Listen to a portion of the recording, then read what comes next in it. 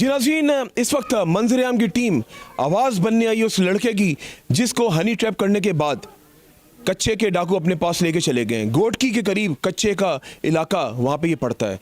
आइए सलीम साहब से बात करते हैं। सलीम साहब इस पूरे केस को देख रहे हैं, उनको खुशामदीद करते हैं। पहले सलीम साहब अस्सलाम वालेकुम। वालेकुम सलाम।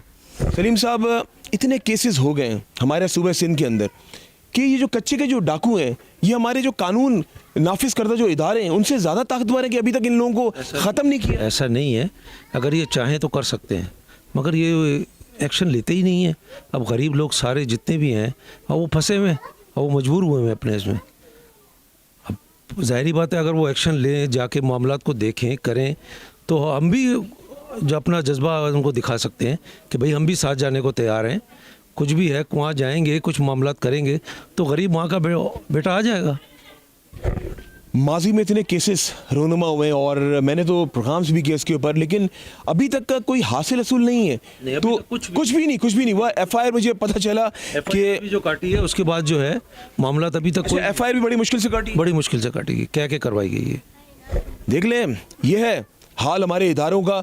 एफआईआर भी बड़ी मुश्किल से सोर्स लगाने के बाद जो है वो काटी गई है। ये जो पुलिस स्टेशंस बनाए होते हैं, फिर ऐसा है कि आवाम फिर खुद ही फैसला कर ले जब इनको पुलिस स्टेशन से इंसाफ नहीं मिलेगा।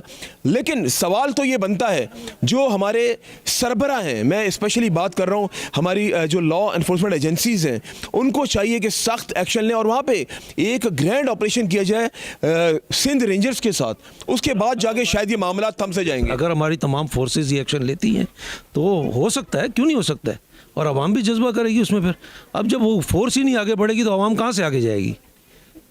अच्छा सलीम साहब, एक बात मुझे बताएं कि कुछ वीडियोस मेरी नज़र से भी गुजरी, आपकी नज़र से भी गुजरी होंगी, नाज़रीन आपकी नज़र से भी वो वीडियोस गुजरी होंगी, जिसके अंदर ऐलानात किए जा रहे हैं पुलिस की जानिब से बस के अंदर चढ़ के कि अगर कोई लड़की के चक्कर में यहाँ पर आया तो वो वापस अपने घर चले आए, वरना वो हनी ट्रैप का शिकार हो जाएगा। उनको ये सब कुछ मालूम है तो वो एक्शन क्यों नहीं ले रहे।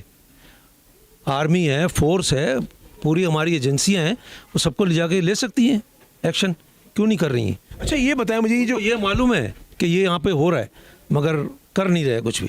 लेकिन माजी में जिस तरह मैंने बताया कि निगरान वज़ीर दाखिला सिंध जो थे रिटायर्ड ब्रिगेडियर हारिस नवाज साहब, ग्रैंड ऑपरेशन किया था उन्होंने, आईजी साहब के साथ पहले जाके खुद विजिट किया उस जगह का, लेकिन उसके बाद मामला थम से गया। हम समझ रहे थे शायद ये मामला रुक से जाएंगे, कुछ भी नहीं हुआ, उसके बाद भी कुछ नहीं हुआ। जितने भी हमारे आर्मी है, फोर्स है, बस गए ख़त्म, उसके बाद दोबारा वही काम शुरू हो गया।